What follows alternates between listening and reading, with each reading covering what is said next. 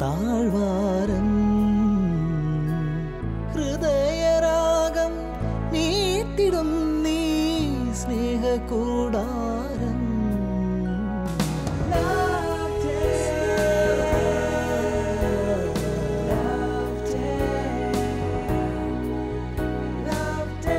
കഴിഞ്ഞ എപ്പിസോഡിൽ നമ്മൾ തിരുക്കുടുംബത്തെക്കുറിച്ച് വിശുദ്ധ ഔസേപ്പ് പിതാവിനെക്കുറിച്ചാണ് കൂടുതൽ നമ്മൾ ധ്യാനിച്ചത്.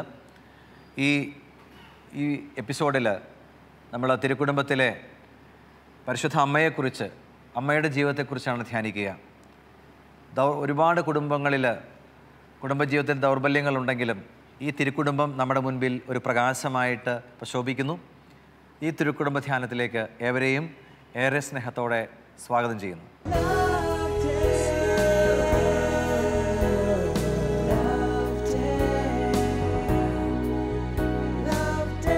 കഴിഞ്ഞ എപ്പിസോഡിൽ നമ്മൾ തിരുക്കുടുംബ ധ്യാനത്തെക്കുറിച്ചാണ് ചർച്ച ചെയ്തത്. അതിൽ പ്രധാനമായും വിശുദ്ധ ഔസേപ്പ് പിതാവിൻ്റെ മാതൃകയെക്കുറിച്ച് നമ്മൾ ചർച്ച ചെയ്തു.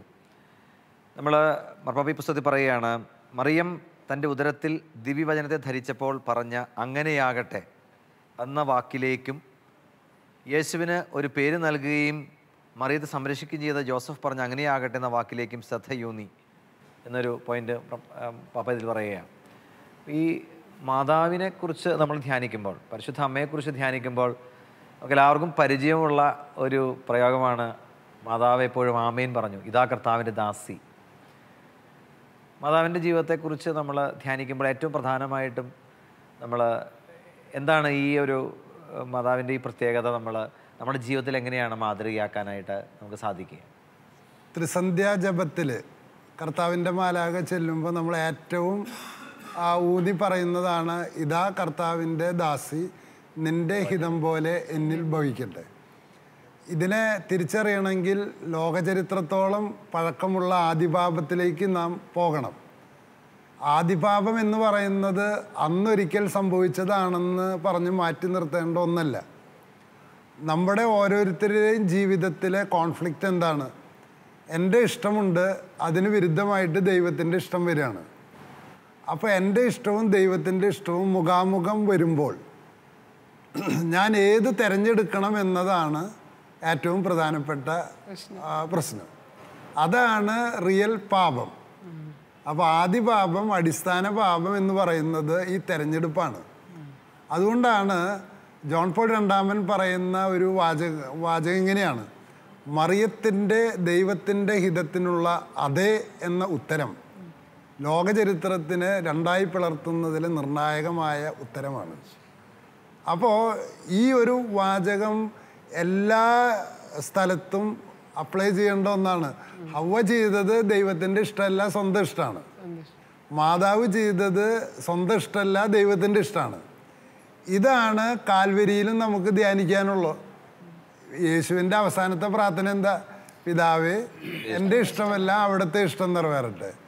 അപ്പം ലോകചരിത്രം മുതൽ കാൽവരി വരെ നീണ്ടു നിൽക്കുന്ന ആ രക്ഷാകര സൃഷ്ടി രക്ഷാ ചരിത്രത്തിൻ്റെ അകത്ത് കിടക്കുന്ന നിർണായകമായ കീവേഡ്, താക്കോൽ വാക്കാണ് ഇതാ കർത്താവിൻ്റെ ദാസി.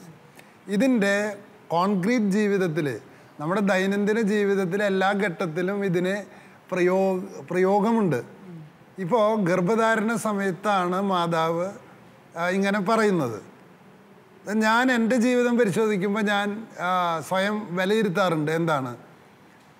കുഞ്ഞുങ്ങൾ സ്വാഭാവികമായി ഭാര്യയുടെ ഉദരത്തിൽ ഉരുവാകുമ്പോൾ എൻ്റെ മനോഭാവം എന്താണ്? അപ്പോൾ എനിക്ക് മാർപ്പാപ്പ തന്നെ ഒരു സ്ഥലത്ത് പറയുന്നുണ്ട്, ഒരു കുഞ്ഞ് ഇത്ര നേരത്തെ ഉണ്ടായത് പിശകായിപ്പോയി എന്ന് ചിലർക്ക് ചിന്തിക്കുന്നു. അപ്പോൾ അങ്ങനത്തെ ഒരു ചിന്ത എൻ്റെ ഉള്ളിലൂടെ കടന്നു പോയിട്ടുണ്ടോ എന്ന് ചോദിച്ചാൽ, ദൈവവചനത്തിൻ്റെ മുമ്പിൽ എന്നെ കൃത്യമായിട്ട് നോക്കിയാൽ ഉണ്ട് എന്ന് ഞാൻ പറയേണ്ടി വരും. അപ്പോൾ ആ ഉണ്ട് എന്ന് പറയുന്ന ഇപ്പോൾ വേണമോ പിശകായി പോയോ എന്ന ചിന്തയിൽ അതിനെ മറികടക്കാൻ ആരാണ് എന്നെ സഹായിച്ചത്? ഇവിടെയാണ് നമ്മുടെ ചോദ്യം. ഇവിടെയാണ് മാതാവിനോട് എൻ്റെ കുടുംബത്തിനും ഭാര്യയ്ക്കും മക്കൾക്കും മാതാപിതാക്കൾക്കുള്ള ഭക്തിയുടെ ഭണ്ഡാരത്തിൽ നിന്നാണ്, ആ ഡെപ്പോസിറ്റിൽ നിന്നാണ് എനിക്ക് കിട്ടുന്നത് അങ്ങനെയുള്ളൊരു പ്രലോഭനത്തിനെ മറികടക്കാൻ. ഇതൊരു സമർപ്പണം. പരിശുദ്ധമ്മയുടെ ജീവിതം നമ്മളെ കാണിക്കുന്നത് ഇതൊരു സമർപ്പണമാണ്. അപ്പോൾ ഈ ഒരു ക്രൈസിസിൽ അപ്പോൾ ചിലർ ഇപ്പം ഇത് കേൾക്കുന്നവർ ചിന്തിക്കുന്നുണ്ടാവും, എന്ത് അയ്യോ ഞങ്ങൾക്ക് അങ്ങനെ പറ്റിപ്പോയല്ലോ. അതിന് അനന്തരഫലങ്ങൾ കുട്ടിയുടെ വ്യക്തിത്വത്തിൽ വരുമെന്നാണ് പരിശുദ്ധ പിതാവ് സൂചിപ്പിക്കുന്നത്. അപ്പോൾ എങ്ങനെയാണ് അതിനെ മറികടക്കുക? അതിനാണ് മാതാവിൻ്റെ പ്രാർത്ഥന ഡെയിലി ചെല്ലേണ്ടത്. മക്കളെ നോക്കിയിട്ടും മാതാപിതാക്കൾ പറയണം, ഈ മകനെ എനിക്ക് ദാനമായി തന്ന ദൈവമേ ഞാൻ അങ്ങേക്ക് നന്ദി പറയുന്നു. അതാണ് മാതാവ് ചെയ്തത്. അപ്പോൾ ഇത് ഭാവിയിലെ ജീവിതത്തിനെ സുഖപ്പെടുത്താനും കഴിഞ്ഞ കാല ജീവിതത്തിലെ പ്രതിസന്ധികളെ പരിഹരിക്കാനും ഉള്ള വലിയ ഒരു മരുന്നാണെന്ന് നമ്മൾ തിരിച്ചറിയണം. ഇപ്പോൾ എൻ്റെ വീട്ടിൽ മക്കൾക്ക് അസുഖം വന്നാൽ ഞാൻ ആദ്യം പ്രാർത്ഥിക്കുന്ന പ്രാർത്ഥന മാതാവിനോട് ചേർന്നിട്ടാണ്. എന്താ? ദൈവമേ, ഇതാ കർത്താവിൻ്റെ ദാസൻ എനിക്ക് തന്ന ഈ മകനെ ഞാൻ 100% ഉറപ്പോടുകൂടി നിൻ്റെ കരങ്ങളിൽ നിന്ന് സ്വീകരിക്കുന്നു. അപ്പോൾ പ്രാർത്ഥന എന്ന് പറയുന്നത് മാതാവ് നമ്മുടെ ജീവിതത്തിൻ്റെ ദൈനംദിന കോണ്ടെക്സ്റ്റിൽ വരുമ്പോഴാണ്. എപ്പോഴും ബുദ്ധിമുട്ടുള്ള സാഹചര്യങ്ങളിൽ ഇതാ കർത്താവിൻ്റെ ദാസൻ. സാറ് പറഞ്ഞ കാര്യം നമ്മുടെ അനുദിന ജീവിതത്തിലെ ശരിക്കും ഒരു ക്രൈസിസ് തന്നെയാണ്. കാരണം നമ്മുടെ തീരുമാനവും ദൈവത്തിന്റെ തീരുമാനത്തിന് മുമ്പിൽ നമ്മൾ സറണ്ടർ ആവണം. അതൊരു ശരിക്കും ഡെയിലി നമ്മൾ എന്താ പറയാ അഭിമുഖീകരിക്കുന്ന ഒരു കാര്യമാണ് അത് ശരിക്കും. പിന്നെ പരിശുദ്ധ അമ്മയ്ക്ക് അറിയാമായിരുന്നു ഈ മാലാഖയുടെ അരുളപ്പാട് ഞാൻ സ്വീകരിക്കുകയാണെങ്കിൽ ഈ സമൂഹത്തിൽ നിന്നും എനിക്ക് ലഭിക്കാവുന്ന തിക്ത അനുഭവത്തെക്കുറിച്ച് അമ്മയ്ക്ക് ബോധ്യമുണ്ടായിരുന്നു. എന്നിട്ട് പോലും ആ ദൈവഹിതത്തിന് ആമേൻ പറയുക എന്ന് പറയുന്ന സമർപ്പണത്തിൻ്റെ ആഴം നമുക്ക് ചിന്തിക്കാൻ പറ്റുന്നതിനേക്കാൾ അപ്പുറത്താണ്.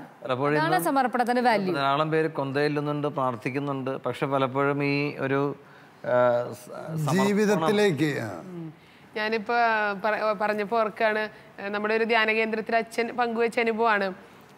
മനസ്സമ്മതം കഴിഞ്ഞപ്പോഴാണ് ഈ കൊച്ചിൻ്റെ അപ്പച്ചനെ അറിയുന്നത് ഈ കെട്ടാൻ പോകുന്ന പയ്യൻ ഭയങ്കര ഒരു കുടിയനായ മനുഷ്യനാണ്. അപ്പച്ചൻ മോളുടെ അടുത്ത് പറഞ്ഞു, മോളെ വേണമെങ്കിൽ നമുക്ക് ഈ കല്യാണം വേണ്ടാന്ന് വെക്കാം. ഈ കുട്ടി പറഞ്ഞു, വേണ്ട അപ്പച്ചൻ, എന്തായാലും മനസ്സമ്മതം കഴിഞ്ഞില്ലേ, എന്തായാലും നമുക്ക് മുന്നോട്ട് തന്നെ പോവാം. അച്ഛൻ ഇങ്ങനെ പറഞ്ഞു എന്ന് പറയാം. കാരണം വിവാഹം കഴിഞ്ഞ് ആദ്യത്തെ ദിവസം വന്നിരുന്നപ്പോൾ കുറേ നേരം കാത്തിരുന്ന് കഴിഞ്ഞ് ഭർത്താവ് റൂമിലേക്ക് കയറി വരുമ്പോൾ അത്രയധികം മദ്യപിച്ചിട്ടാണ് കയറി വരുന്നത്. കയറി വന്ന വശം ഛർദ്ദിച്ചിട്ട് ഈ കുട്ടി 2 കൈയും നീട്ടി സ്വീകരിച്ചു. അന്ന് സുഖമായിട്ട് കിടന്നുറങ്ങി. പിറ്റേ ദിവസം രാവിലെ നേരത്തെ എണീറ്റ് കാപ്പിയിട്ട് കൊണ്ടുകൊടുത്തു. ജോലിക്ക് ഇറങ്ങാൻ പോകുന്ന സമയത്ത് ഭർത്താവിൻ്റെ അടുത്ത് ചെന്ന് ഷർട്ടിൻ്റെ ബട്ടൺസ് ഇട്ട് കൊടുത്തിട്ട് 3 കാര്യങ്ങൾ പറഞ്ഞു എന്ന് പറഞ്ഞ്. അതായത് കുടിക്കുമ്പോൾ നല്ല ബ്രാൻഡ് നോക്കി കുടിക്കണം, ആരെയും പറ്റിച്ച് കുടിക്കരുത്, അത് ആരെയും ഇതിലൂടെ ഒന്ന് വേദനിപ്പിക്കരുന്നുള്ള 3 സന്ദേശങ്ങൾ എന്നും പറയുമായിരുന്നു. 6 മാസങ്ങൾ കഴിഞ്ഞപ്പോൾ ഒരിക്കൽ കൂട്ടുകാരുടെ കൂടെ കുടിക്കാൻ പോയ സമയത്ത് ഗ്ലാസ്സിലേക്ക് മദ്യം ഒഴിക്കുന്ന സമയത്ത് ഈ ഭാര്യയുടെ ചിരിക്കുന്ന മുഖം കണ്ട് ആൾ അന്ന് ഡിവൈൻ ധ്യാന കേന്ദ്രത്തിലേക്ക് പോയി എന്ന് പറയുന്നത്. പിന്നീട് ഇന്ന് വരെ വർഷങ്ങൾ കഴിഞ്ഞു. അപ്പോൾ അച്ഛൻ അവിടെ എടുത്തു വെച്ച് പറഞ്ഞൊരു കാര്യം ഇതായിരുന്നു എന്ന്. കാരണം നമ്മൾ അങ്ങോട്ട് കൊടുക്കുന്നു പറയൊക്കെ നമ്മുടെ ജീവിതത്തിൽ വരുന്ന അനുഭവങ്ങളെ നമ്മൾ സ്വീകരിക്കുന്നതാണ് യഥാർത്ഥമായ സമർപ്പണം. ഞാനൊക്കെ അത് കേട്ടപ്പോൾ എൻ്റെ കൂടെ വർക്ക് ചെയ്യുന്ന ഒരു ടീച്ചർ ധ്യാനത്തിന് പോയി വന്നിട്ട് ഞങ്ങളോട് പങ്കുവെച്ച അനുഭവം. പക്ഷെ കേട്ട് കഴിഞ്ഞപ്പോൾ ഒരുപാട് ഇങ്ങനെ നമുക്കൊരു ശരിക്കും യഥാർത്ഥമായ ഒരു സമർപ്പണത്തിൻ്റെ അർത്ഥം മനസ്സിലാക്കാൻ സാധിച്ചതുപോലെ തോന്നി. പരിശുദ്ധ അമ്മ ശരിക്കും നമുക്ക് ആ ഒരു കാര്യത്തിൽ ഭയങ്കര മാതൃകയാണ്. ശരിക്കും പറഞ്ഞാൽ പരിശുദ്ധ അമ്മ ദേവാലയത്തിൽ മകനെ സമർപ്പിക്കുമ്പോൾ ശിമയോൻ പറഞ്ഞ വാക്കുകൾ, നിൻ്റെ ഹൃദയത്തിലൂടെ ഒരു വാള് പ്രവേശിക്കും. അപ്പോൾ ഈ വാക്ക് വരാനിരിക്കുന്ന ഈ കുരിശുമരണത്തിൻ്റെ ഒരു മുന്നോടി ഈ അമ്മയ്ക്ക് കൊടുക്കണേ. എന്നിട്ട് ഈ യുവതി 10-18 വയസ്സുള്ള ഈ കന്യക ആ പറയുന്ന വാക്കിനെ ഹൃദയത്തിൽ സ്വീകരിച്ച് ബലി കൊടുക്കാൻ കൊണ്ടുപോകുന്ന ആട്ടുകുട്ടീനെ വളർത്തുന്ന പോലെയാണ് മോനെ വളർത്തി കൊണ്ടുവരുന്നത് ദൈവത്തിന് വേണ്ടിയിട്ട്. എനിക്ക് തോന്നണ വിൻസെൻ്റ് ഏട്ടനൊക്കെ ഇത്തരത്തിലുള്ള തീരുമാനം എടുക്കാനുള്ള ക്രൈസിസ് അനേകം ഉണ്ടായിട്ടുണ്ടാവും എന്നാണ് എനിക്ക്. അതായത് എൻ്റെ 7ാമത്തെ കുഞ്ഞിനെ പ്രസവിച്ചതിന് ശേഷം അവിടുത്തെ ഡോക്ടർ പറഞ്ഞു, ഇനി ലില്ലി പ്രസവിക്കാനായിട്ട് ഇവിടെ വരണ്ടെന്ന് പറഞ്ഞു. ഞങ്ങൾ ഇനി ലില്ലിയുടെ കാര്യത്തിൽ ലില്ലിയുടെ പ്രസവം ഞങ്ങൾ ഏറ്റെടുക്കില്ല എന്ന് പറഞ്ഞു. അപ്പോൾ ഞാനത് എൻ്റെ ചേട്ടനോട് പറഞ്ഞു. ചേട്ടൻ പറഞ്ഞു, നമുക്ക് ഈ ആസ്പത്രി അല്ലെങ്കിൽ വേറെ ആസ്പത്രി ഉണ്ടല്ലോ. അങ്ങനെ ഞങ്ങൾ നമ്മുടെ മിഷൻ ആസ്പത്രി വരണം. അതായത് 8ാമത്തെ മകളുടെ ഗർഭിണിയായപ്പോൾ ഈ മിഷൻ ആസ്പത്രി വന്ന് അവിടെ ഡോക്ടർ ആലീസിൻ്റെ അടുത്താണ് ഞങ്ങൾ പോയത്. കാരണം എന്താ വെച്ചാൽ മറ്റുള്ളവരൊക്കെ ആകുമ്പോൾ വല്ല പ്രശ്നങ്ങളൊക്കെ ഉണ്ടാവും, അവർ ഓരോ ചോദ്യങ്ങൾക്ക് മറുപടി പറയേണ്ടി വരും. ഡോക്ടർ ആലീസ് സിസ്റ്റർ ആണല്ലോ അല്ലേ? Sister doctor Alice, sister doctor Alice. അദ്ദേഹത്തിന് കണ്ട് അദ്ദേഹം വളരെ ശാന്തമായിട്ട് തന്നെ, അതായത് ഞാൻ എപ്പോൾ പോകുമ്പോഴും ഞാൻ എൻ്റെ ഭാര്യയെ കൊണ്ടുപോകും. അപ്പോൾ ഈ സിസ്റ്ററൊക്കെ ശ്രദ്ധിക്കുന്ന ഒരു കാര്യമുണ്ട്, ഇതെന്ത് ഇദ്ദേഹത്തിൻ്റെ കൂടെ ഒരു പെണ്ണ് വരാത്ത എന്നുള്ളൊരു ചിന്ത വരാറുണ്ട്. അവസാന ദിവസം വരെയും ഞാനാണ് എൻ്റെ ഭാര്യ. അതായത് സാധാരണ ഗർഭിണികളെ കൊണ്ടുപോവുക വേറെ പെണ്ണുങ്ങളാണ്, അമ്മമാരൊക്കെയാണ്. അപ്പോൾ അവസാന അഡ്മിഷൻ്റെ അവസരം വരെ ഞാൻ എൻ്റെ ഭാര്യനെ ആശുപത്രിയിൽ കൊണ്ടുപോകും. അങ്ങനെ ആശുപത്രിയിൽ 8ാമത്തെ കുഞ്ഞിനെ പ്രസവിക്കാനായിട്ടുള്ള സമയത്ത് അവിടെ അഡ്മിറ്റായി. അപ്പോൾ ഈ Alice, doctor sister Alice hand over ചെയ്തു, സെറീനയ്ക്ക് ഹാൻഡ് ഓവർ ചെയ്തു. അദ്ദേഹമാണ് പിന്നെ പരിശോധിക്കുന്നത്. അപ്പോൾ അദ്ദേഹം ഒരിക്കൽ എൻ്റെ ഭാര്യയോട് പറഞ്ഞു, തൻ്റെ ഹസ്ബൻഡിനെ എനിക്കൊന്ന് കാണണം എന്ന് പറഞ്ഞു. അപ്പോൾ എൻ്റെ ഭാര്യ എന്നോട് പറഞ്ഞു, ആ സമയത്ത് അവളെ നോക്കാൻ നിൽക്കുന്നുണ്ടായിരുന്ന എൻ്റെ ഭാര്യയുടെ ചേച്ചിയായിരുന്നു. അപ്പോൾ എന്തിനാ എന്നെ കാണണമെന്ന് പറഞ്ഞെന്ന് ചോദിച്ചു. പറഞ്ഞു എന്തിനാന്ന് എനിക്കറിയില്ല, എന്നാലും എന്താവും ഉദ്ദേശം എന്ന് ചോദിച്ചു. മിക്കവാറും പ്രസവം നിർത്തേണ്ട കാര്യം പറയാനാവുള്ളൂ എന്ന് പറഞ്ഞു. അപ്പോൾ പറഞ്ഞു അങ്ങനെയാണെങ്കിൽ ഞാൻ എന്താ പറയേണ്ടതെന്ന് ചോദിച്ചു. പറഞ്ഞു എന്താ ഇഷ്ടം പോലെ പറഞ്ഞോളാം പറഞ്ഞു. അങ്ങനെ ഇഷ്ടം പോലെ പറഞ്ഞാൽ ശരിയാവില്ല, നമ്മുടെ രണ്ടുപേരും തീരുമാനമാവണം ഡോക്ടറോട് പറയേണ്ട തീരുമാനം. അപ്പോൾ നീ പ്രസവത്തിൻ്റെ കാര്യത്തിൽ നിർത്തേണ്ട കാര്യമാണോ പറയണമെന്ന് വെച്ചാൽ നമുക്ക് ഒരുമിച്ച് തീരുമാനിച്ച് അങ്ങനെ ചെയ്യാം. അതല്ലേ നമ്മൾ തുടർന്ന് നമ്മുടെ ആ രീതിയിലല്ല എങ്കിൽ നമുക്ക് ആ മറുപടി പറയണം. എന്നിട്ട് ഞാൻ എൻ്റെ ഭാര്യയുടെ ചേച്ചിയോട് പറഞ്ഞു, ഇനി അനുജത്തി പറയുന്നത് ശ്രദ്ധിക്കാൻ പറഞ്ഞു.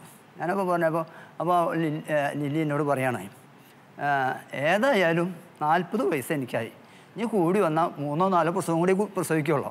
പക്ഷേ ദൈവത്തിൻ്റെ ഇഷ്ടമല്ലെങ്കിൽ അത് പറയണ്ട, നമ്മൾ പ്രസവം നിർത്തണ്ട എന്ന് തന്നെ പറയാം എന്ന് പറഞ്ഞിട്ട് ഞാൻ ഡോക്ടർ സെറീനയുടെ അടുത്തേക്ക് ചെന്നപ്പോൾ ഡോക്ടർ സെറീന കുറേ കാര്യങ്ങളൊക്കെ പറഞ്ഞു. കുഞ്ഞ് വളരെ തൂക്കം കൂടുതലാണ്, മിക്കവാറും ഓപ്പറേഷൻ ചെയ്യേണ്ടി വരും. അപ്പോൾ അങ്ങനെ ഓപ്പറേഷൻ ചെയ്യേണ്ടി വരികയാണെങ്കിൽ നമുക്ക് ഈ നിർത്തണ ഓപ്പറേഷനും കൂടി ചെയ്തുകൂടെ എന്ന് എന്നോട് ചോദിച്ചു. ഞാൻ വളരെ സന്തോഷപൂർവ്വം പറഞ്ഞു, ഓപ്പറേഷൻ ചെയ്യേണ്ടി വന്നാൽ ഓപ്പറേഷൻ ചെയ്തോ, പക്ഷേ നിർത്തണ്ടെന്ന് തന്നെ പറഞ്ഞു. അപ്പോൾ എൻ്റെ മുഖത്ത് നോക്കിയിട്ട് ചോദിച്ചു, കുഞ്ഞുങ്ങൾക്ക് അമ്മ വേണ്ടതെന്ന് ചോദിച്ചു. അത് അമ്മ ഉണ്ടായിക്കോളൂ എന്ന് ഞാൻ പറഞ്ഞു.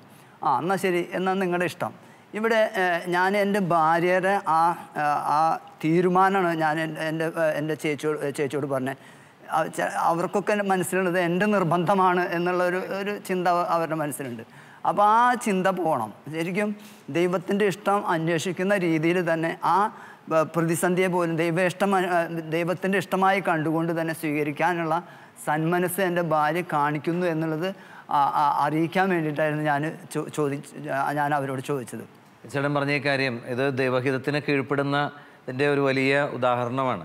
പരിശുദ്ധ അമ്മ ദൈവത്തിൻ്റെ ഇഷ്ടത്തിന് കീഴ്വഴങ്ങിയതുപോലെ ലോകവും ശാസ്ത്രവും ഒരുപക്ഷെ ഡോക്ടർമാർ പോലും ദൈവത്തിൻ്റെ ഇഷ്ടത്തിനെതിരായിട്ടുള്ള ചില നിർദ്ദേശങ്ങൾ നമുക്ക് നൽകുമ്പോൾ ദൈവത്തിൻ്റെ ഇഷ്ടം എന്താണ് അത് അന്വേഷിക്കുക, ദൈവം എൻ്റെ കൂടെയുണ്ട് എന്നുള്ള ഒരു വലിയ ബോധ്യത്തിലേക്ക് ഈ കുടുംബത്തിന് വരാൻ കഴിയുന്നു. നമ്മളിപ്പോൾ ഒരു വീഡിയോ കാണുകയാണ്.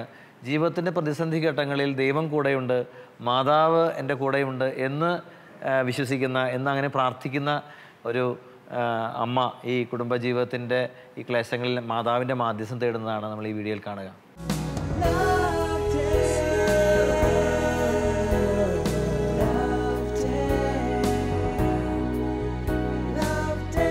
പ്രഗ്നൻസി സമയത്ത് എനിക്ക് ഫസ്റ്റ് തൊട്ടേ ഛർദിയാണ്, ഒരു സാധനം കഴിക്കാൻ പറ്റില്ല, എപ്പോഴും ഛർദിച്ചുകൊണ്ടിരിക്കും. ബക്കറ്റൊക്കെ അരിയത്ത് വെച്ചിട്ട് ഞാൻ കിടക്കുകയോ ഇരിക്കുകയോ ചെയ്യുക, ഒന്നും കഴിക്കാൻ പറ്റില്ല. അപ്പോൾ എനിക്ക് ദേഷ്യം വരുമ്പോൾ എന്തെങ്കിലുമൊക്കെ എനിക്ക് ഇഷ്ടമില്ലാത്ത കാണുമ്പോൾ പിന്നെ ആകെ അസ്വസ്ഥതയായി, ചിലപ്പോൾ പാത്രങ്ങളൊക്കെ വലിച്ചെറിയും ഞാൻ ദേഷ്യം കൊണ്ട്. അപ്പോൾ ചേട്ടൻ വന്നിട്ട് പറയും, സാരില്ല, നല്ലതിനല്ല, നീ ക്ഷമിക്കുക, എല്ലാം സഹിക്കുക എന്നൊക്കെ പറഞ്ഞിട്ട് അങ്ങനെ എപ്പോഴെപ്പോഴും എന്നെ നല്ല രീതിയിൽ സമാധാനിപ്പിക്കും. അത് കാരണം എനിക്ക് പിന്നെ അടിക്കടി പറഞ്ഞ് എനിക്ക് ദേഷ്യം വരുമ്പോൾ നീ കൊന്തെടുത്ത് ചെല്ലേ, അപ്പോൾ ഒക്കെ സമാധാനമാവും. പക്ഷേ ഭക്ഷണം കഴിക്കാൻ പറ്റുന്നില്ല, തല കറങ്ങുക, എപ്പോഴെപ്പോഴും കിടക്കുക, ഛർദ്ദിക്കുക, അങ്ങനെ ആകുമ്പോഴും ദേഷ്യം. ആ ദേഷ്യം അപ്പോൾ അങ്ങനെ ചേട്ടൻ വന്നിട്ട് പറയും, കുഴപ്പമില്ല, നീ സമാധാനിക്കുക, നീ ഒന്നും ചെയ്യേണ്ട, അവിടെ കിടന്നാൽ മതി എന്നൊക്കെ പറഞ്ഞിട്ട്. അപ്പോൾ അതെനിക്കൊരു നല്ലൊരു ആശ്വാസമായിരുന്നു. അപ്പോൾ ഈ പ്രഗ്നൻസി പീരീഡിലാണ് എപ്പോഴും ഞങ്ങൾക്ക് ദേഷ്യം കൂടുതൽ വരുന്ന സമയം. അവൾക്ക് വെച്ചാൽ ഛർദിയും പ്രശ്നങ്ങളൊക്കെ ഉണ്ടാവാറുണ്ട്. ഞാൻ പ്രാർത്ഥിക്കുന്ന സമയങ്ങളിൽ ഞാൻ പലപ്പോഴും സഹായിക്കാനായിട്ട് ഞാൻ വർക്കിന് പോയാലും എൻ്റെ വർക്ക് ഇലക്ട്രിക്കൽ വർക്കാണ്, ഞാൻ വർക്കിന് പോയാലും ഞാൻ ഇടയ്ക്കിടയ്ക്ക് ഓടി വരും, എന്നിട്ട് എന്തായാലും ചെയ്യണമെന്ന് ചോദിക്കും, അങ്ങനെ ചെയ്യും. അപ്പോൾ ആ സമയത്ത് സഹായിക്കാനും സ്നേഹിക്കാനും കൂടുതൽ അവൾ എനിക്ക് വേണ്ടിയിട്ടല്ലേ, അല്ലെങ്കിൽ ഒരു കുഞ്ഞിന് ഉദരത്തിൽ വായിച്ചുള്ള എനിക്കും കൂടി വേണ്ടിയിട്ടല്ലേ എന്നുള്ള ഒരു ചിന്ത എൻ്റെ മനസ്സിൽ എപ്പോഴും ഉണ്ടാവാറുണ്ട്. അപ്പോൾ വർക്കിന് നിന്ന സമയത്ത് വേറെ എവിടേക്ക് പോയില്ലെങ്കിലും ഇവിടേക്ക് സമയത്തിന് ഓടി വരാനും അങ്ങനെയുള്ള ഒരു എല്ലാ പ്രഗ്നൻസി 5 മക്കളുണ്ട് ഞങ്ങൾ 5 ആൺമക്കളാണ്. സമയങ്ങളിലൊക്കെ ഞാനില്ലാത്തപ്പോൾ ഒരു പ്രസവം മാത്രമേ ഇവിടെ നടത്തുള്ളൂ, ഞാൻ ഗൾഫിലായിരുന്നപ്പോൾ ഒരു പ്രസവം മാത്രമേ നടത്തുള്ളൂ. പിന്നെ എല്ലാ സമയത്തും എപ്പോഴും കൂടെ നിൽക്കാനായിട്ട് ഞാൻ ശ്രദ്ധിക്കാറുണ്ട്. അതേ ഔസേപ്പിതാവും മാതാവുമുള്ള ആ ഒരു ബന്ധമാണ് ഞാൻ പലപ്പോഴും മനസ്സിൽ കാണാറ്. എല്ലാ സമയത്തും ഞാൻ മരിയ വളർത്തൽ പുസ്തകം വായിക്കുമ്പോൾ മാതാവിനെ സഹായിക്കുന്ന ഔസേപ്പിതാവ്, വെള്ളം കോരി കൊടുക്കുന്ന ഔസേപ്പിതാവ്, അങ്ങനെ ഒരു ചിന്തയൊക്കെ മനസ്സിൽ ഉള്ളതുകൊണ്ട് എപ്പോഴും സഹായിക്കാനും ഒക്കെ പറ്റാറുണ്ട്. 4 പ്രസവം എനിക്ക് ഇതുപോലെ ഛർദ്ദിക്കായിട്ടായിരുന്നു ഞാൻ ഡെലിവറി ചെയ്ത്. അപ്പോൾ ഈ 5ാമത് ഒരു കുഞ്ഞിനെ പ്രഗ്നൻ്റാവാന്ന് വെച്ചാൽ എനിക്ക് അത്രയ്ക്ക് വിഷമമായിരുന്നു. കാരണം 4 മക്കളുടെ കാര്യം ആര് നോക്കുന്നുള്ള ഒരു വിഷമം. എന്നുവെച്ചാൽ 4 മക്കൾ സ്കൂളിൽ പോകാനായി. 5ാമത്തെ മോനിപ്പോൾ 7 വയസ്സ്. 4ാമത്തെ മോന് 7 വയസ്സുള്ളപ്പോഴാണ് ഇപ്പോൾ ഞാൻ പ്രഗ്നൻ്റ് ആയത്, 5ാമത്തെ പ്രഗ്നൻ്റ് ആയത്. അപ്പോൾ എനിക്ക് ആകെ വിഷമമായിരുന്നു. ഞാൻ എൻ്റെ കുട്ടികളെ ആര് നോക്കും, ഇതേപോലെ ഛർദ്ദിച്ചായിട്ട് ഞാൻ കിടന്നു കഴിഞ്ഞാൽ എൻ്റെ മക്കളെ ആര് സ്കൂളിലേക്ക് പറഞ്ഞയക്കുക, നേരത്തെ ഭക്ഷണം കൊടുക്കണ്ടേ, അവരെ പഠിപ്പിക്കണ്ടേ. പക്ഷേ എനിക്ക് എന്തോ അറിയില്ല, ദൈവത്തിൻ്റെ പ്രത്യേക കൃപ കൊണ്ടാണെന്ന് അറിയില്ല, 5ാമത്തെ പ്രസവത്തിന് ഈ പ്രഗ്നൻ്റ് ആയിരിക്കുമ്പോൾ ഒരു ദിവസം പോലും ഞാൻ ഛർദ്ദിച്ചിട്ടില്ല. എനിക്ക് എൻ്റേതായ എല്ലാ കാര്യങ്ങളും ചെയ്യാൻ പറ്റും. ഇടയ്ക്കിടയ്ക്ക് കെടുക്കും, എന്നാലും എല്ലാ കാര്യങ്ങളും മക്കളെ കാര്യങ്ങളും അവർ പഠിപ്പിക്കലും ഒക്കെ. ഛർദ്ദി എന്ന് പറഞ്ഞ് എനിക്ക് ഈ പ്രസവം കഴിയുന്നവരെ 5ാമത്തെ ഉണ്ടായിട്ടില്ല. അത് ദൈവത്തിൻ്റെ പ്രത്യേക ഒരു കൃപയായിട്ട് ഞാൻ കാണും.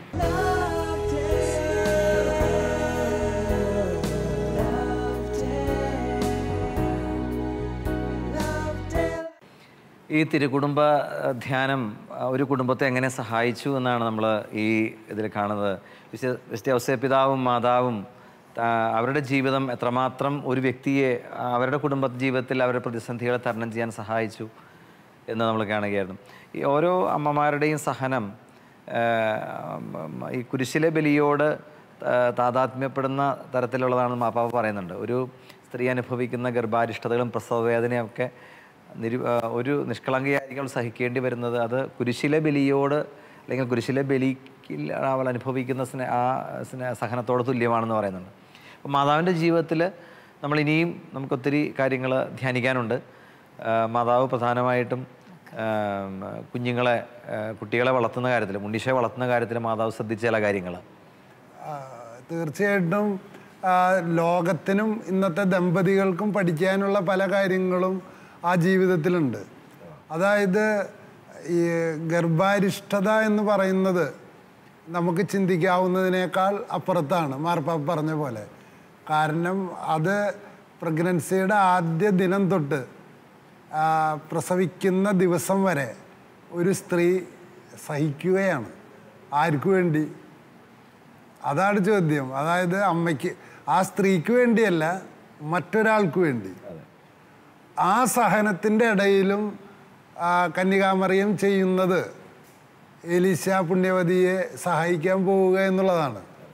അതൊക്കെ നമ്മൾ കാണേണ്ട. അതായത് സ്ത്രീയെ ഇത്രമാത്രം ഉയർത്തി കാണിക്കുന്ന വേറെ ഒരു ചരിത്രം ലോകത്തിൽ രചിക്കപ്പെട്ടിട്ടുണ്ടോ എന്നത് നമുക്ക് കാണാൻ കഴിയില്ല. ആ സ്ത്രീക്ക് അത്രമാത്രം പ്രാധാന്യമാണ് സ്ത്രീവർഗത്തിന് ബൈബിൾ കൊടുത്തിട്ടുള്ളത്. അപ്പോൾ പറയുന്നുണ്ട് ഏറ്റവും കൂടുതൽ വേദന അർഹിക്കുന്ന ഇതാണ് ഈ മാതൃത്വം. അത് അമ്മമാർ ചെയ്യുന്ന ജോലിക്ക് അവർക്ക് എത്ര കാശ് കൊടുത്താലും മതിയാവും. ചില ഒരു പ്രൊഫഷനായിട്ട് പോലും ഇപ്പം മറ്റ് അമ്മമാർ പലരും ഇന്ന് ജോലിക്ക് വേണ്ടിയൊക്കെ മക്കളെ വേണ്ടെന്ന് വെക്കുന്നവരുണ്ട്.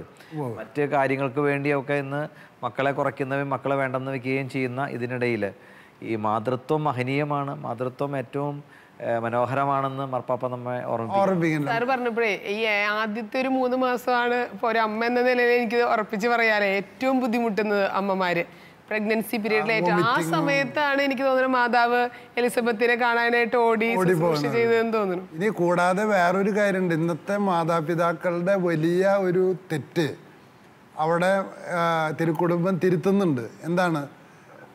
1 or 2 കുട്ടികളോ ഉള്ളെങ്കിലും മാതാപിതാക്കൾ അവരോട് കാണിക്കുന്നത് ഒരു തരം പൊസസീവ് ലവ് ആണ്.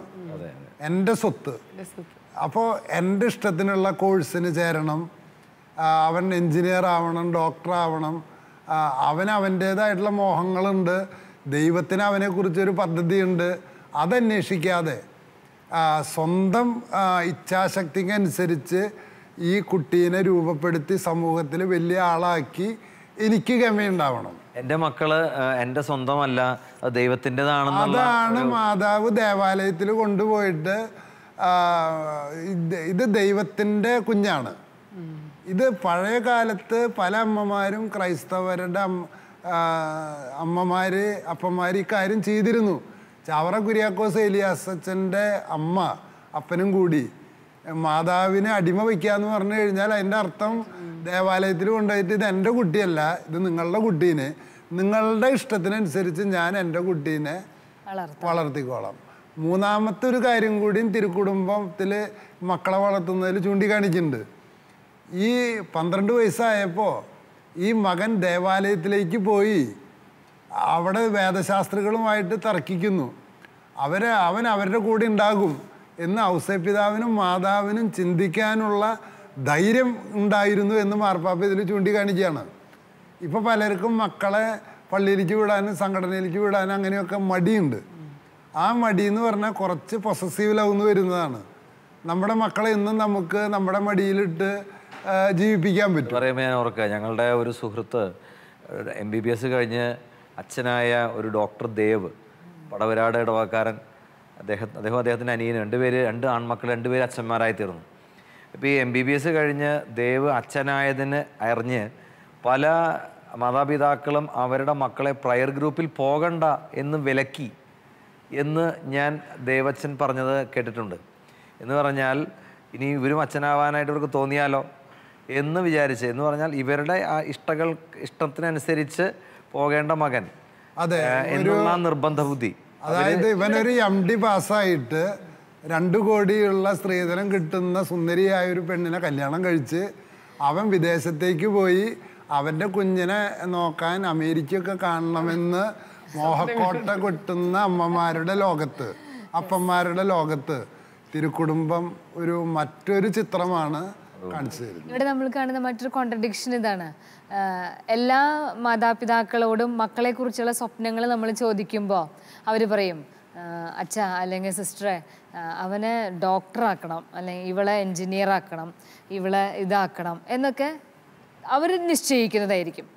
എന്നാൽ നമ്മൾ അവരോട് ചോദിക്കുകയാണ്, അപ്പോൾ കുട്ടി ഇപ്പോൾ ഇത്രയൊക്കെ വലുതായില്ലേ, 10-12 ആയില്ലേ, സെമിനാരി പോവാനോ മഠത്തിൽ പോവാനോ അങ്ങനെ എന്തെങ്കിലുമൊക്കെ ഒരു ആഗ്രഹമുണ്ടോ എന്ന് ചോദിച്ചു കഴിഞ്ഞാൽ നമുക്ക് ലഭിക്കുന്ന മറുപടി അത് അവരോട് ചോദിക്കണം. ഇവരെ എൻജിനീയറോ ഡോക്ടറോ ആക്കണോ എന്നുള്ള കാര്യത്തിൽ ഇവർ തീരുമാനിക്കും. അവർക്കൊരു ദൈവവിളി ഉണ്ടോ എന്നുള്ള കാര്യത്തിൽ ചോദിക്കുമ്പോൾ അത് അവനോട് ചോദിക്കണം, അവരെന്താണ്. ആ ഒരു വ്യത്യാസം നമുക്ക് കാണാൻ പറ്റും. അപ്പോൾ ദൈവത്തിന് സമർപ്പിക്കപ്പെട്ട കുഞ്ഞുങ്ങളുടെ, അല്ലെങ്കിൽ ഇത് ദൈവത്തിൻ്റെ സമർപ്പിക്കപ്പെട്ടതാണ് ഞങ്ങളുടെ മക്കളെന്ന് ചിന്തിക്കുന്ന മാതാപിതാക്കൾക്ക് ഇങ്ങനെ ചിന്തിക്കാൻ പറ്റില്ല. ഭൂരിഭാഗം മാതാപിതാക്കളും ഞാൻ പറഞ്ഞ പോലെയാണ് ചിന്തിക്കുന്നത് എന്നുള്ളതാണ്. അവർക്ക് പ്രായപൂർത്തിയായ മക്കൾക്ക് തീരുമാനമെടുക്കാനായിട്ട് അവർക്കൊരു സ്പേസ് ഉണ്ട്.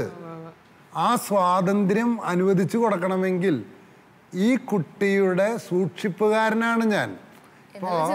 ചിന്ത വരണം. അതായത് ഔസേപ്പിതാവും മാതാവും കാവൽക്കാരൻ, അതായത് ഉണ്ണിയേശുവിൻ്റെ കാവൽക്കാരൻ അതല്ലേ. എന്നിട്ട് മാർപ്പാപ്പ ഈ ലേഖനം അധ്യായം അവസാനിപ്പിക്കുന്നത് ഇങ്ങനെയാണ്: പൂജരാജാക്കന്മാരും ആട്ടിടയന്മാരും ആ പുൽക്കൂട്ടിലേക്ക് ഉറ്റുനോക്കിയതുപോലെ നമുക്കും ആ പുൽക്കൂട്ടിലേക്ക് ഉറ്റുനോക്കാമെന്ന് പറയുമ്പോൾ മനുഷ്യജീവിതത്തിൻ്റെ മൊത്തം സമഗ്രതയെ ബാധിക്കുന്ന അനേകം രഹസ്യങ്ങളും അനേകം സഹായങ്ങളും അനേകം വെളിച്ചവും അതിൽ നിന്ന് ലഭിക്കുമെന്നാണ് ഈ ചർച്ച നമ്മെ ഓർമ്മിപ്പിച്ചുകൊണ്ടിരിക്കുന്നത്. തിരുക്കുടുംബത്തിന്റെ നിലനിൽപ്പിന് മറ്റൊരു കാരണം കൂടി മരിയ വാൾദോർത്തയുടെ ദൈവമനുഷ്യന്റെ സ്നേഹഗീത എന്നതിൽ പറയുന്നുണ്ട്. ഇന്ന് നമ്മുടെ കുടുംബങ്ങളിൽ നമ്മൾ കാണാത്തതുമായ ഒരു വസ്തുതയാണ്. അതിൽ പറയുന്നത് ഇങ്ങനെയാണ്: ഒരു വഴിപ്പോക്കൻ വന്നിരിക്കുമ്പോൾ ഈ വീട്ടിൽ മാത്രം വളരെ സന്തോഷം കാണുന്നു. അപ്പോൾ യൗസേപ്പിതാവ് പുറത്ത് ജോലി ചെയ്തുകൊണ്ടിരിക്കുമ്പോൾ യൗസേപ്പിതാവിനോട് ചോദിക്കും, അല്ലയോ യൗസേപ്പേ, നിന്റെ കുടുംബത്തിലെ ഇത്രയും സന്തോഷം ഉണ്ടാവാൻ കാരണം എന്താണ്? അത് അങ്ങയുടെ അധ്വാനമാണോ എന്ന് ചോദിക്കുമ്പോൾ യൗസേപ്പിതാവ് പറയും, അയ്യോ അത് ഒരിക്കലും ഞാനല്ല, അകത്ത് ഒരമ്മയും പുറത്ത് കളിക്കുന്നത് ഈ കുഞ്ഞുമാണ് അതിൻ്റെ കാരണക്കാരെന്ന് പറയും. അപ്പോൾ അദ്ദേഹം അമ്മയോട്, പരിശുദ്ധ അമ്മയോട് പോയി ചോദിക്കും, അമ്മയാണ് ഈ കുടുംബത്തിൻ്റെ വിളക്കും എന്നൊക്കെ പറയുന്നുണ്ടല്ലോ, അത് ശരിയാണോ എന്ന് ചോദിക്കും. മാതാവ് പറയും, അയ്യോ അത് ഞാനല്ല, പുറത്ത് ജോലി ചെയ്യുന്ന എൻ്റെ പ്രിയ ഭർത്താവും കുഞ്ഞു മകനുമാണ് അതിൻ്റെ കാരണക്കാരൻ എന്ന് പറയും. അപ്പോൾ ഈ വഴിപോക്കൻ വന്ന് ഉണ്ണീശോയോട് ചോദിക്കുകയാണ്, അല്ലയോ കുഞ്ഞുണ്ണി, നീയാണ് ഈ കുടുംബത്തിൻ്റെ വിളക്ക് എന്നാണല്ലോ പറയുന്നത്. അപ്പോൾ ഉണ്ണീശോ പറയും, അത് ഞാനാണെങ്കിലും ഞാനാണ് എന്ന് ഞാൻ ഇപ്പോൾ പറയില്ല, കാരണം എൻ്റെ അപ്പനും അമ്മയുമാണ് എന്നെ ആ വിളക്കാകാനായിട്ട് എന്നെ പ്രാപ്തമാക്കുന്നത് എന്ന് പറഞ്ഞു. അപ്പോൾ അവർ 3 പേരും പരസ്പരം അങ്ങോട്ടും ഇങ്ങോട്ടും ആദരവും ബഹുമാനവും കാണിക്കുന്ന ഒരവസ്ഥ. അത് തന്നെയാണ് കുടുംബത്തിലെ ഏറ്റവും വലിയ ഐശ്വര്യവും സന്തോഷവും സമാധാനവും. ദൈവത്തിൽ നമ്മൾ കാണുന്ന കമ്മ്യൂണിയൻ എന്ന് പറയുന്നത് ഈ തിരുക്കുടുംബത്തിൽ നമ്മളത് കാണുകയാണ്. പരസ്പരം നമ്മൾ അങ്ങനെയാണല്ലോ കേൾക്കുന്നത്. തൃത്വത്തിന്റെ പ്രതിഫലനമാണ് തിരുക്കുടുംബം. നമ്മുടെ കുടുംബം മാറും. ഞാൻ എൻ്റെ ജീവിതത്തിൽ പറയുകയാണെങ്കിൽ എൻ്റെ എല്ലാ മക്കളെയും പാവർട്ടി ഔസേപിതാവിൻ്റെ മുന്നിൽ അടിമ വയ്ക്കുകയും തുലാഭാരം തൂക്കുകയും ചെയ്തിട്ടുണ്ട്. അതെൻ്റെ ഭാര്യയുടെ ഒരു പ്രത്യേക പ്രാർത്ഥനയാണ്. അവൾ ഗർഭിണിയായിരിക്കുമ്പോൾ അവൾ പ്രത്യേകിച്ച് പ്രാർത്ഥിക്കുന്ന ഒരു പ്രാർത്ഥന ഔസേപിതാവിൻ്റെ സന്നിധിയിൽ വിശുദ്ധ സക്രാരിയുടെ മുമ്പിൽ സമർപ്പണം ചെയ്യുക. എനിക്ക് അഭിമാനത്തോടു കൂടി പറയാനായിട്ട് പറയുന്നൊരു കാര്യം, ഒരു വളരെ അഭിമാനത്തോടു കൂടി എനിക്ക് പറയാൻ കഴിയുന്നൊരു കാര്യമുണ്ട്. എൻ്റെ എല്ലാ മക്കളെയും ഏറ്റവും കൂടുതൽ പ്രാവശ്യം ഞാൻ ദേവാലയത്തിലേക്കാണ് കൊണ്ടുപോയിട്ടുള്ളത്, അല്ലാണ്ട് സ്കൂളിലേക്കല്ല, അല്ലെങ്കിൽ മറ്റുള്ള സ്ഥലങ്ങളിലേക്കല്ല. ഏറ്റവും കൂടുതൽ ഞാൻ എൻ്റെ മക്കളെ കൊണ്ടുപോയിട്ടുള്ളത് ദേവാലയത്തിലേക്കാണെന്ന് എനിക്ക് വളരെ അഭിമാനത്തോടു കൂടി എനിക്ക് പറയാനായിട്ട് സാധിക്കും. എൻ്റെ ജീവിതത്തിൽ എൻ്റെ മക്കളെക്കുറിച്ച് യാതൊരുവിധ ആകുലതയും എനിക്കില്ല. കാരണം എന്താ വെച്ചാൽ അവർക്ക് അസുഖങ്ങൾ ഉണ്ടാകുമ്പോഴോ, അല്ലെങ്കിൽ അവരുടെ ജീവിതത്തിൻ്റെ പഠന മേഖലകൾ വരുമ്പോഴോ, അല്ലെങ്കിൽ മറ്റേത് മേഖലകൾ വരുമ്പോഴോ, അവർക്ക് വളരെ പ്രതിസന്ധികളുണ്ടാകുമ്പോഴോ ഒന്നും തന്നെ ഞാൻ ആകുലപ്പെടാറില്ല. കാരണം എൻ്റെ തമ്പുരാൻ അവരെ കാത്തു പരിപാലിച്ചു കൊള്ളുമെന്നുള്ള നല്ല വിശ്വാസത്തോട് കൂടിയിട്ട് തന്നെയാണ് ആ ഒരു ധൈര്യം എൻ്റെ മനസ്സിലുണ്ടാവാറുള്ളത്. നമ്മുടെ കാരണവന്മാർ നമ്മളെ പഠിപ്പിച്ചതും അത് തന്നെയാണ്. അത് തമ്പുരാൻ നോക്കിക്കോളും. ആ ഒരു വാക്ക് അവരെ ശക്തിപ്പെടുത്തും. അതുകൊണ്ട് തന്നെ അവർക്ക് ആകുലതയില്ല, ഉത്കണ്ഠയില്ല, ആവശ്യമില്ലാത്ത വേവലാതികളില്ല. ഇന്നത്തെ മാതാപിതാക്കൾ ചിന്തിക്കുന്നത് ഇവരെയൊക്കെ ഞങ്ങൾ എങ്ങനെ വളർത്തും, സമ്പത്തായിട്ട് പ്രൈവറ്റ് പ്രോപ്പർട്ടി മക്കള്. അപ്പൊ അവർക്ക് ഒരു സ്വതന്ത്ര ചിന്തയോ ആശയാഭിലാഷങ്ങളോ, ഇപ്പൊ നമ്മൾ ഡോക്ടർ ആവണമെന്ന് പറഞ്ഞാൽ അവര് ഡോക്ടറായില്ലെങ്കിൽ അപ്പനമ്മയ്ക്ക് സഹിക്കാൻ പറ്റില്ലേ? അവർക്ക് ചിലപ്പോ കലാകാരനാവാനാവും, അല്ലെങ്കിൽ വക്കീലാകാനാവും, അല്ലെങ്കിൽ മറ്റു മേഖലകളാവും. അത് എൻ്റെ മകനെ, എൻ്റെ തീരുമാനം ഇന്നതാണ്, നിന്റെ കഴിവും ദൈവത്തിൻ്റെ ആഗ്രഹവും എന്താണെന്ന് നീ തന്നെ വിവേചിച്ചറിയണം എന്ന് പറയാനുള്ള മനസാന്നിധ്യം. ഇങ്ങനെ മാതാപിതാക്കൾ നിർബന്ധത്തിന് വഴങ്ങി ഇങ്ങനെയൊക്കെ പോയിട്ടുള്ള ചില കുട്ടികൾ കോഴ്സ് പൂർത്തിയാക്കാതെ വിഷമിക്കുന്നു നമ്മൾ ഈ സമൂഹത്തിൽ കാണുന്നു, മനോരോഗികളായിട്ട് മാറുന്നു.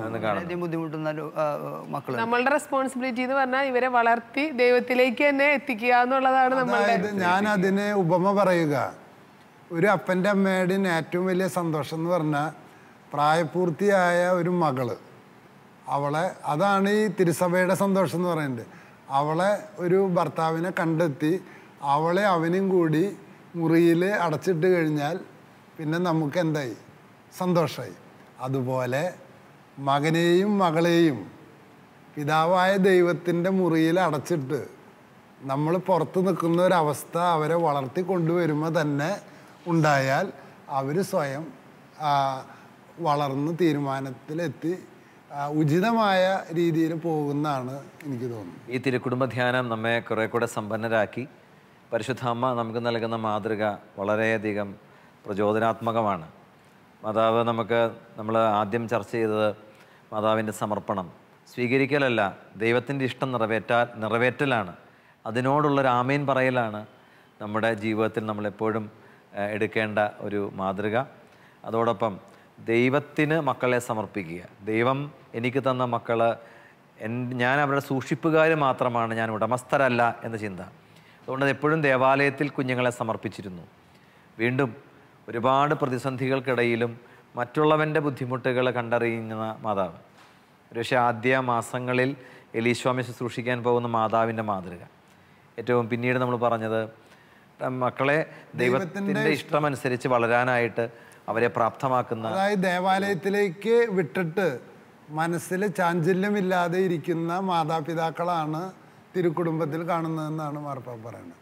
അപ്പോൾ ഈ തിരുക്കുടുംബ ധ്യാനത്തിൻ്റെ അവസാന സമയത്ത് പാപ്പ ഈ പുസ്തകത്തിൽ പറയുന്ന ഒരു വാചകം ഞാൻ വായിക്കുകയാണ്. നസ്രത്തിലെ തിരുക്കുടുംബം ജീവിച്ച സ്നേഹത്തിൻ്റെയും വിശ്വസ്തതയുടെയും ഉടമ്പടിയാണ് ഓരോ കുടുംബത്തിനും രൂപം നൽകുകയും ജീവിതത്തിൻ്റെയും ചരിത്രത്തിൻ്റെയും കഷ്ടപ്പാടുകളെ കൂടുതൽ നന്നായി നേരിടാൻ ശക്തിപ്പെടുത്തുകയും ചെയ്യുന്ന അടിസ്ഥാന തത്വത്തെ പ്രകാശിപ്പിക്കുന്നത്. നസ്രത്തിലെ തിരുക്കുടുംബം ജീവിച്ച ഈ സ്നേഹത്തിൻ്റെയും വിശ്വസ്തതയുടെയും മാതൃക നമ്മുടെ കുടുംബങ്ങളെയും കൂടുതൽ ശക്തമാക്കട്ടെ. ഈ തിരുക്കുടുംബ ധ്യാനം ഈശോ മറിയം ഔസേപ്പെ ഞങ്ങളുടെ കുടുംബത്തിന് കൂട്ടായിരിക്കണമേ. ഈ പ്രാർത്ഥന നമ്മുടെ ഹൃദയങ്ങളിൽ നമുക്ക് ഏറ്റുവാങ്ങാം. അങ്ങനെ ഈ തിരുക്കുടുംബ ധ്യാനം നമ്മുടെ കുടുംബങ്ങളെയും കൂടുതൽ ദൈവോന്മുഖമാക്കട്ടെ എന്ന് പ്രാർത്ഥിക്കുന്നു. ദൈവം ഏവരെയും സമൃദ്ധമായി അനുഗ്രഹിക്കട്ടെ.